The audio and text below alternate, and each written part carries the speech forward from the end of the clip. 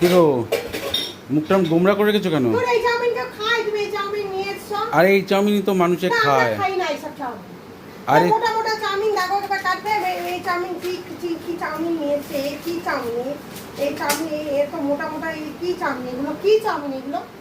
এগুলোকে নুডলস বলে, এগুলো অরিজিনাল নুডলস। বলে কিসের নুডলস এগুলো? এগুলো কি নুডলস এগুলো তুমি নিয়ে এসছো? এই নুডলস এখন আরে এগুলোই নুডলস বলে। করবো, মেয়ে খাবে না।